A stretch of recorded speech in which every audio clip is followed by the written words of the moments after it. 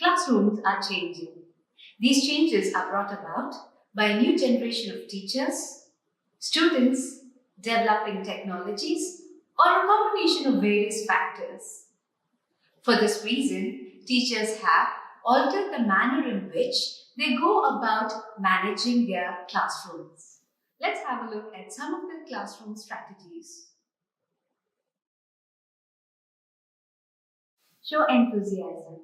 It's one very important aspect which I as a teacher have learned as I evolve from day to day. When we show enthusiasm, it's just not us getting the kind of satisfaction of doing our job well, but it's our students who also feel the same kind of satisfaction. The kinds of activities you plan, the knowledge you share, and the kind of interaction you share with your students, asking them questions and understanding the kind of learners they are and profiling them and planning your class in accordance will truly help you get where you want to be as a very good teacher with a highly participative class. Create a first step of compliance.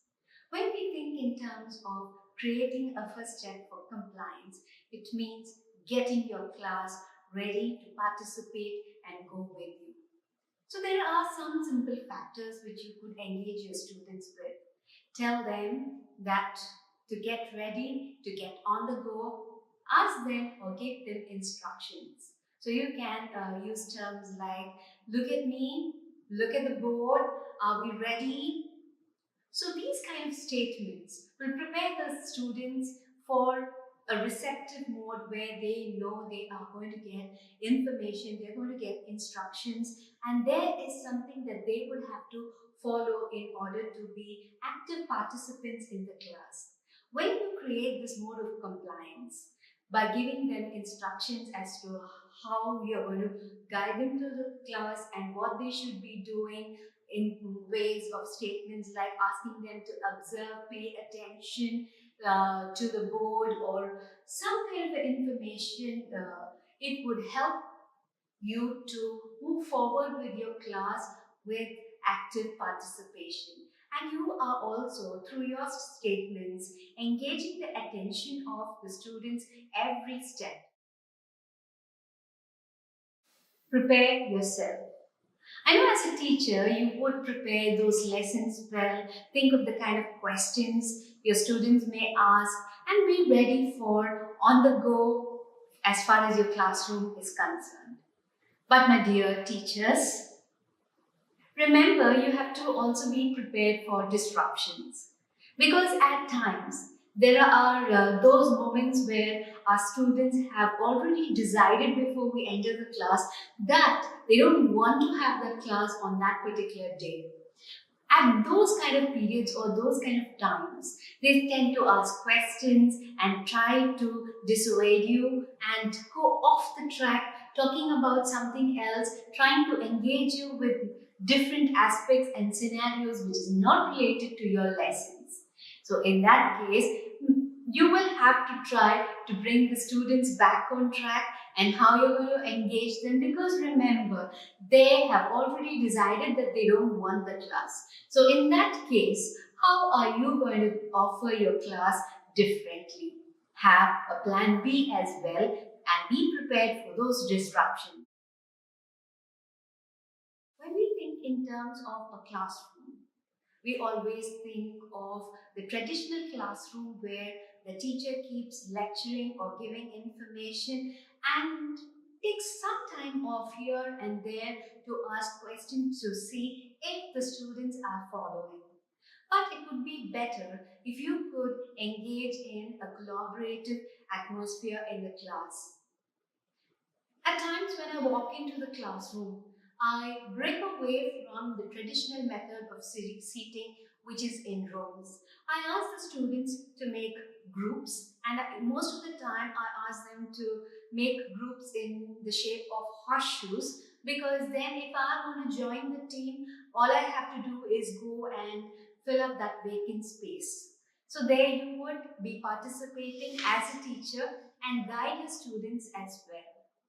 And when collaborating, they would have better ideas. Maybe you can have a look at my session on the project-based class. So when you are working with students on a collaborative idea or a theme, and you're focusing and asking them to work together, the learning process is more successful.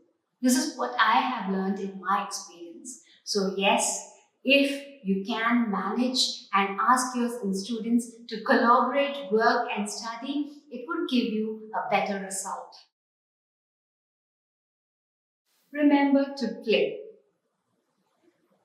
No matter how small or big your students are, they all love to play.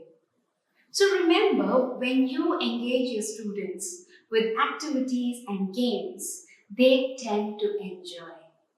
And it's not going to be always a serious class where you are lecturing or you are teaching and the students are forced to sit and listen. For instance, I teach research paper writing. It can be very strenuous or boring for the students at times to listen to serious ideas about research. But when I introduce research paper writing to my students, I tell them, let's play. For instance, I give them sheets of paper as I make them sit in collaborative groups. And after distributing the papers, I ask each group to give me a tentative number as to how many boards they could make, and also the kind of time frame within which they can make is fixed. I usually give them 5 minutes. I distribute A4 sheets to them. So once they give me numbers, sometimes it could be as less as 4 to 24 boards according to how challenging the students are in each group. So within 5 minutes, it's really interesting to see some of the students manage whatever numbers they have given me and are enjoying the process. Later on, I tell them how this little activity can be related to research, where they think about a process and then they get into action and have a discussion as to what kind of project and how many they can give me within a limited time frame. Later on, after the students have completed their board making, I explain the process of research to them, the kind of methodology which engages in making the board. You remember, half fold, and that is folded into half again, and then it's made into a cone. So this is how I explain methodology and methods to them, and then talk to them about the discussion as to how they went about planning and strategies, and the result would be the number of boards they produced. So it can be as simple as that when you get down to explaining in a playway method. Have a tech off policy.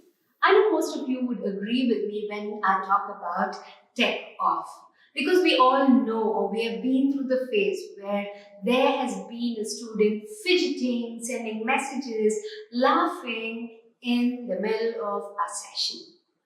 So most of the time, the minute my students begin a semester with me, I talk about my policies, rules and regulations which I have set for my sessions. Advise my students or tell them that their mobiles as well as my mobile would be turned off before we begin the session. We'll put it away, have our session, and then at the end of the session, we can turn our mobile phones on. That is the simplest way to engage the students. But again, there's the alternate way where I engage the students and allow them to use their technology, their mobiles, which they love so much, especially in finding word meanings or giving them quizzes online. They're very happy when it comes to those where, okay, technology they love is permitted to be used. But make sure your classrooms are controlled in this way that they do not overstep their boundaries and pay attention to what you are giving or informing them.